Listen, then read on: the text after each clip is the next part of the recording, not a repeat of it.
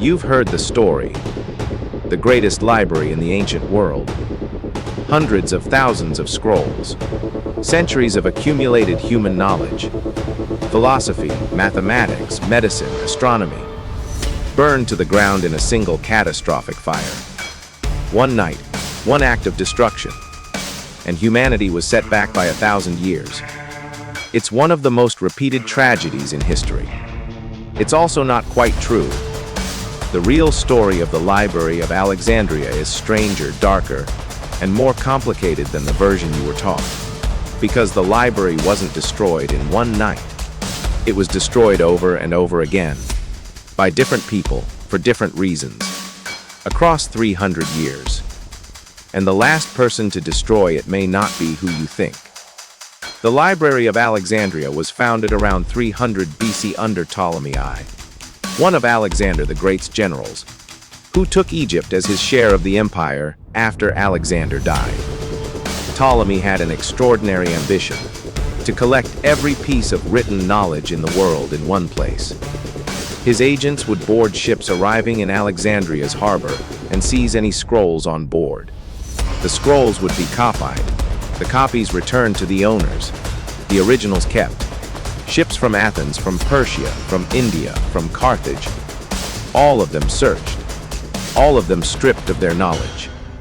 At its peak, the library may have held 700,000 scrolls, works of Aristotle, the original manuscripts of the Greek playwrights, mathematical proofs, astronomical observations, medical texts from civilizations that no longer exist. It was, genuinely, the closest thing the ancient world had to the internet. So who destroyed it? The most famous culprit is Julius Caesar, and the evidence against him is real, but incomplete. In 48 BC, Caesar arrived in Alexandria chasing his rival Pompey. He got drawn into the Egyptian civil war, backing Cleopatra against her brother Ptolemy CI. During the fighting, Caesar set fire to ships in the harbor to prevent the Egyptian fleet from being used against him. The fire spread to the docks.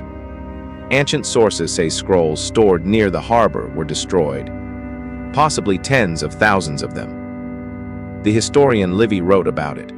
Seneca put the number at 40,000 scrolls lost. But here's what the Caesar did its story gets wrong. The library itself was not on the docks. The main library was inside the royal quarter of the city, well away from the harbor fire. What burned was likely a warehouse, a storage facility for scrolls waiting to be catalogued, not the library proper. Caesar's fire was real, but it wasn't the killing blow. The truth is that the Library of Alexandria didn't die in a fire. It died from neglect politics and funding cuts. The most unglamorous ending imaginable for the world's greatest repository of knowledge. After Caesar, the library continued. Mark Antony reportedly gave Cleopatra 200,000 scrolls from the library at Pergamon to replace what had been lost, a kind of ancient compensation package. The library survived Rome's conquest of Egypt. It survived the conversion of Rome to Christianity. But it was shrinking. Slowly, quietly, the funding dried up. Scholars stopped coming. Scrolls stopped being copied. And an uncopied scroll in the ancient world was a scroll slowly dying. Papyrus rots, ink fades, without constant maintenance, without scribes recopying texts onto fresh material. Every document in the ancient world had a natural lifespan of a few hundred years at most. By 270 AD, the royal quarter, where the library sat, was destroyed in a military conflict. Not by a religious mob, not by a deliberate act of cultural destruction, by soldiers who probably didn't know or care what they were burning.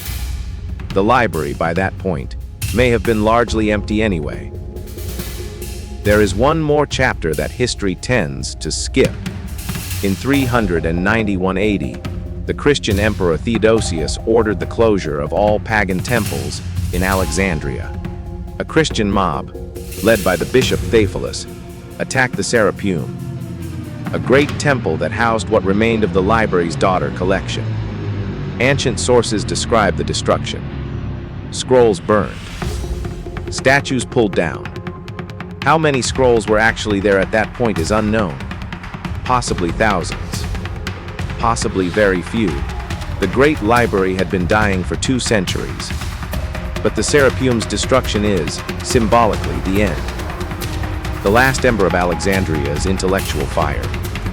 And then in 642 AD, Arab general Amr ibn al-As conquered Alexandria. A famous, and almost certainly fabricated, story says the Caliph ordered the remaining scrolls burned, saying, if they agree with the Quran, they are redundant. If they disagree, they are heretical.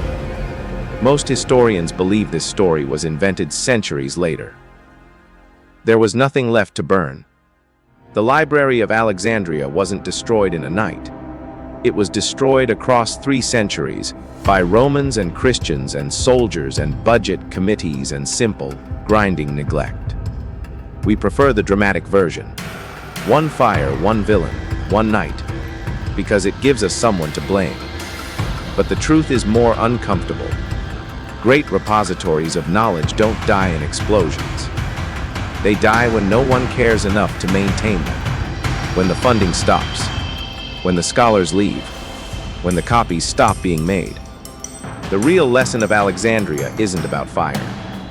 It's about what happens when a civilization stops valuing what it knows. This is Vaulted History. Subscribe, and next week we go deeper.